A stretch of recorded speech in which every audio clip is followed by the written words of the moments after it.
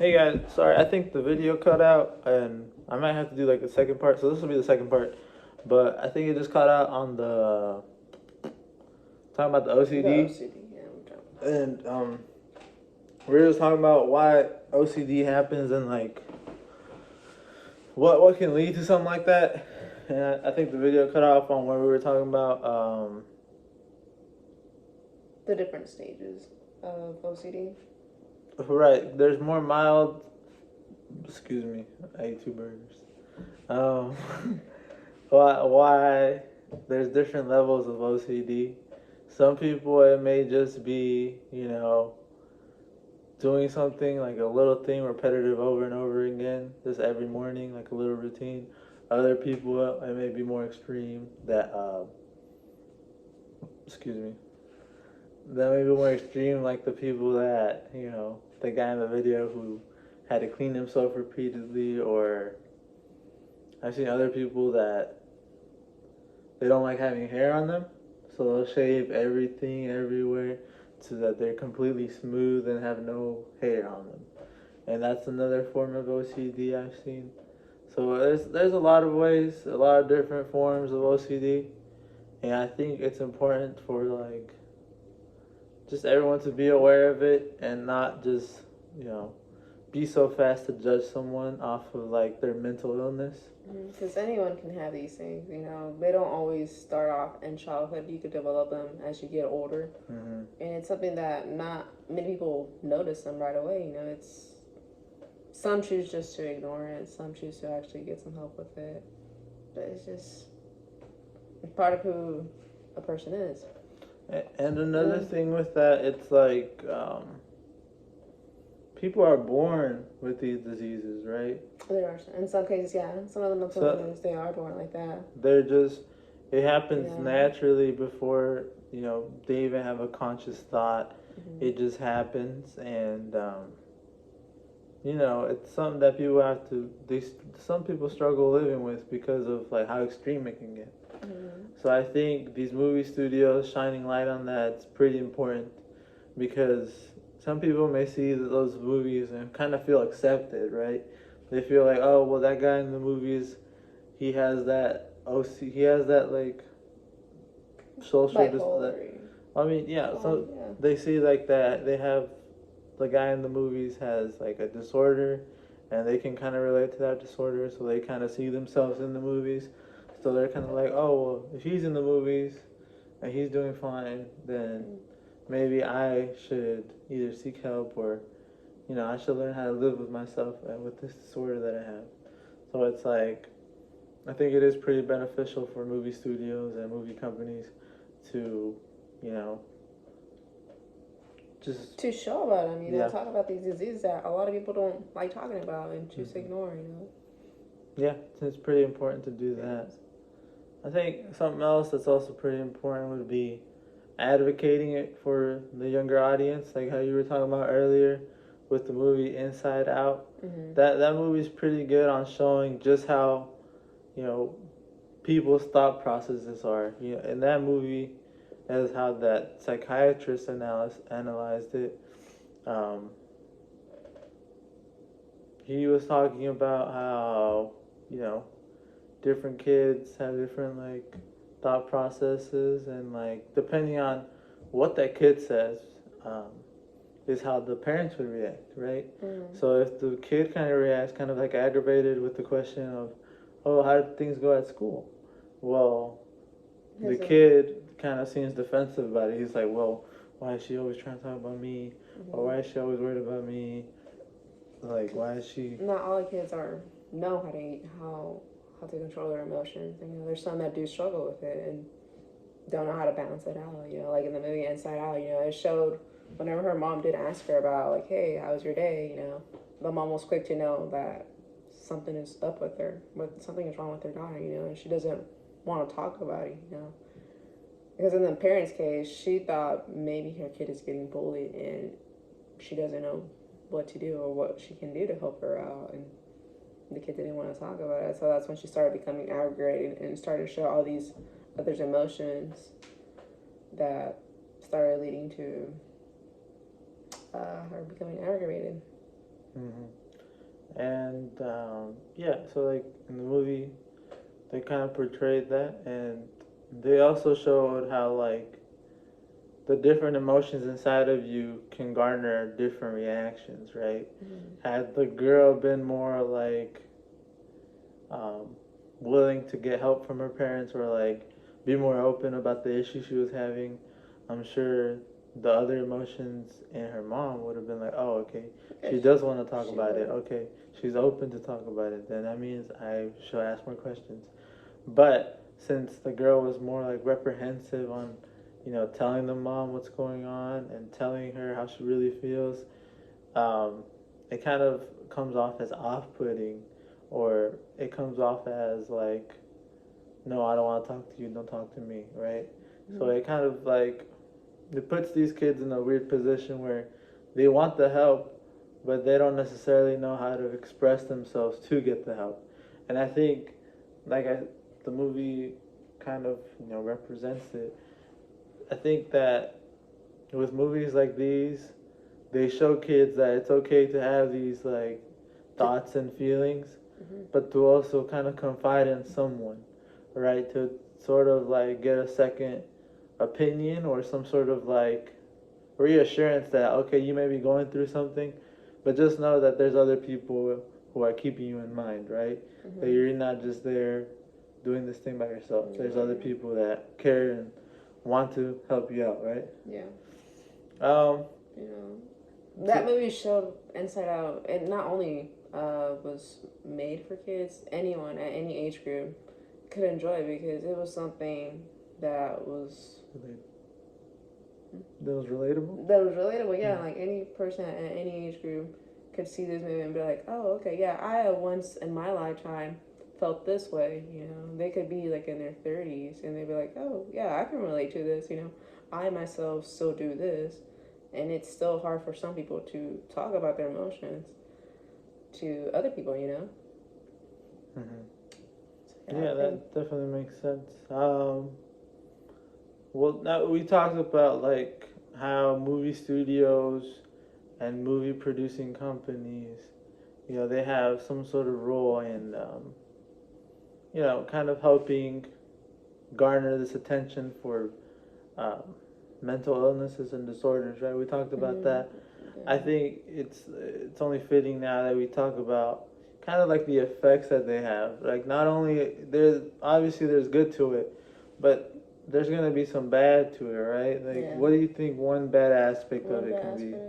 I would say is that not all the time what's shown on the movies is correct about the mental problem that the person is having. Right. Like yeah, I may have, let's say, yeah, you may like in the OCD, right? With the OCD, that guy they showed in the movie was a pretty extreme and one might say rare case. Because in that movie they showed him to be like he always has to be clean, he can't touch anything dirty, everything has to be clean. So they kind of over how do I say this? They kind of like make it his disease seem bigger than what it actually is, right? Because in most cases it's not that big. In most cases it's something smaller, right? Like how you were saying. What were you talking about earlier about there's different levels to OCD, yeah, because some don't have it as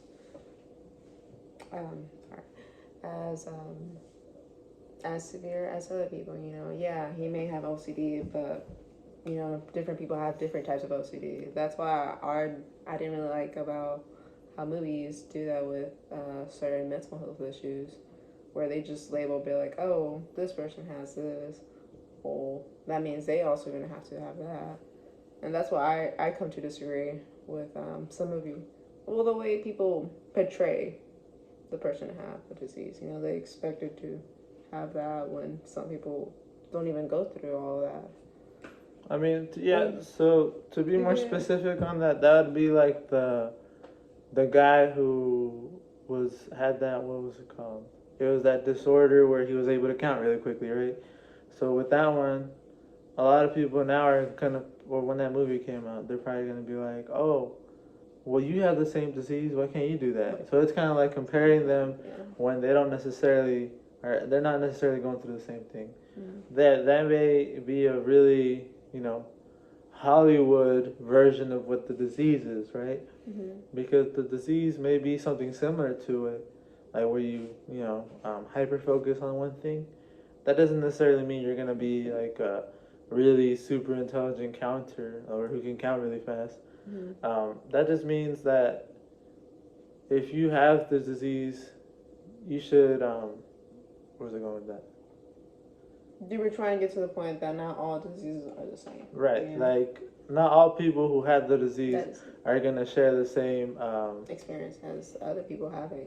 Yeah, so that's one of the bad. That's a couple of the bad things that big movies have to kind of do, I guess, because you can't. I mean, you can sort of have movies that are more like real life based, but it's not going to be as entertaining as having something this grand and big as like, oh, this guy has a mental disability, but he's a superhero, like type thing, right?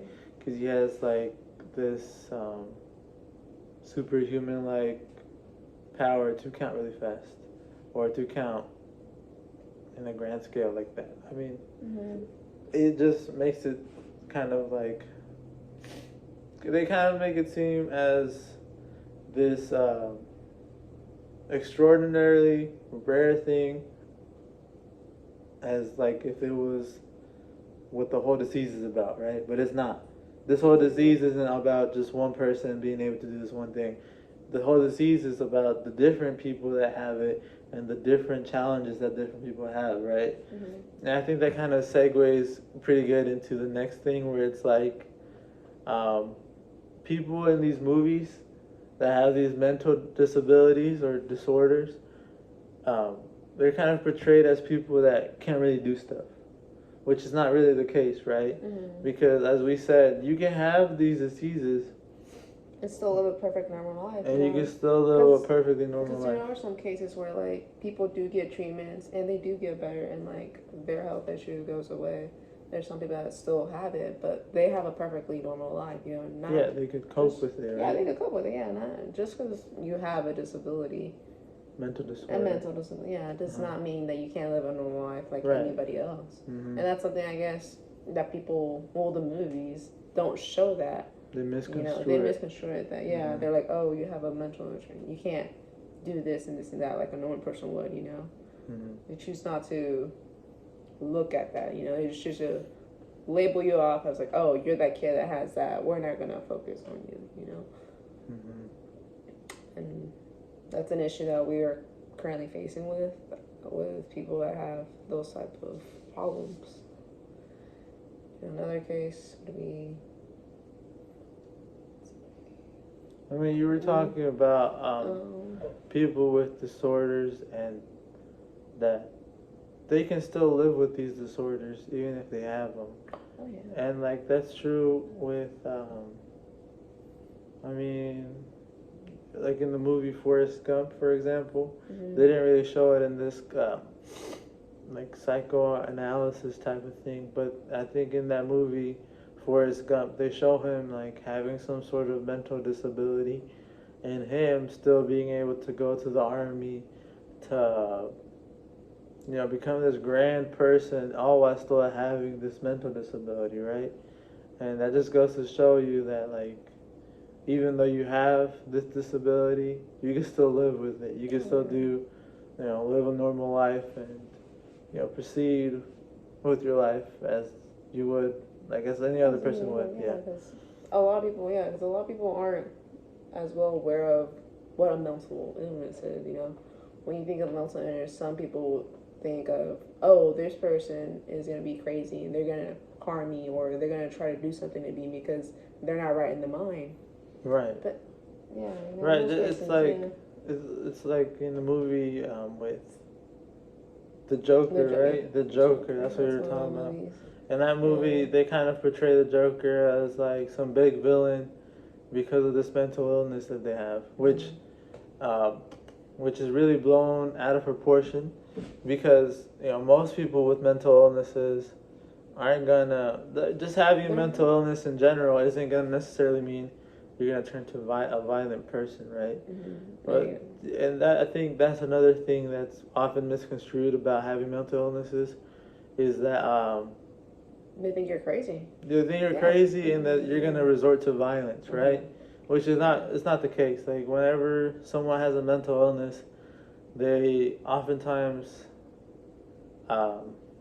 they struggle with it, which I think is one big important aspect of what movie studios can also do. Like, not advocating for the mental illness and putting it out in the public is a pretty good like thing to do, but stopping there, it should not be that should not be the stopping point. You should want to keep going, and like if you have a movie about inner city kids and how you know certain things that they go through will affect them, well, not only making a movie of that will bring social causes to want to focus on that. It's also important to bring back to the inner city that you focused on for the movie.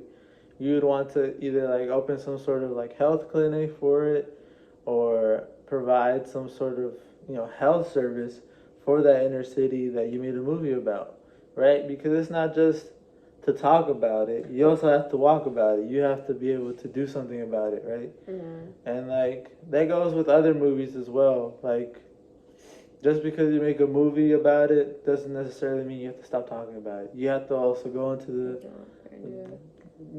like wherever, like I don't know how to explain this that well, but you also have to do something about it instead of just saying it, right? Yeah, that's the thing. Like a lot of like movies don't want to put in that money that they make for the movies. Yeah. Towards medical health places for people that actually do have these disabilities. Mm-hmm. Yeah, because it costs money, and a lot of people are wanting to put in their money out there to help people that actually do have these disabilities. Right, because movie studios, once they make their money, they just want to move on to the next thing to make them more money. So yeah, it kind of, so these two things or these three things that we were talking about, it kind of like summarizes what things should change about these like movie studios and movie production companies, and like what they should do more, basically, is what we're trying to say. Mm-hmm. And yeah, I think that's pretty much it. Like if you're able to help out someone. Yeah, that too. All right. Thank you. Yeah, Bye-bye. thank you.